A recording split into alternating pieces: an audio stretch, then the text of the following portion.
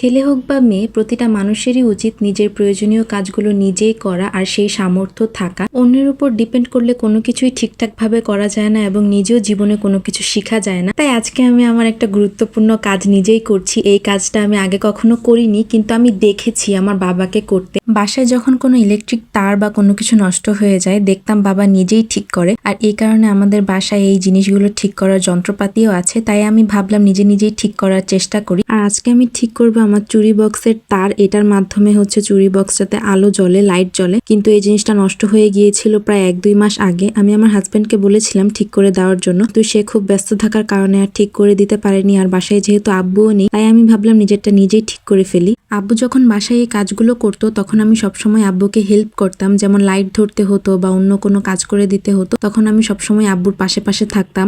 আর ওইখান থেকেই কিছু অভিজ্ঞতা নিয়ে আমি আজকের এই কাজগুলো করছি। আমি দেখতাম যে আব্বু অন্য একটা প্লাগ বা অন্য একটা সুইচে কিভাবে লাগানো হয়েছে ওইটা দেখে নষ্টটা ঠিক করার ট্রাই করতাম। আর ওইভাবে আজকেও আমি ট্রাই করছি ঠিক করার জন্য। প্রথমে আমি 2-3 বার ট্রাই করি, কিন্তু হচ্ছিল না। আমি যেহেতু নতুন, তাই অনেক কিছুই বুঝতে পারছিলাম না যে কিভাবে কি করতে হতো। তাই আমি একেবারে খুলি, তারপর হচ্ছে ভিতরে অন্যটা কিভাবে লাগানো ছিল, পাশেরটা কিভাবে লাগানো ছিল সেটা দেখি। এরপর আমি ওইটার মতন করে লাগানোর ট্রাই করি। দেখে মনে হচ্ছিল যে অনেক ইজি বা অনেক সহজে করে ফেলা যাবে, কিন্তু এতটা কঠিন হবে তা আমি ভাবিনি।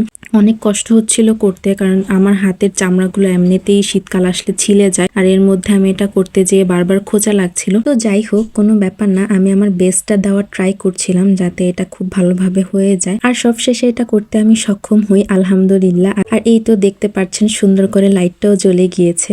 যখন আমি দেখতে পাই লাইটটা সুন্দর করে জ্বলছে, তখন আমার খুবই ভালো লাগছিল। মানসিক একটা প্রশান্তি কাজ করছিল নিজের মধ্যে। তো এই ছিল আজকের ভিডিওটি। আল্লাহ হাফেজ।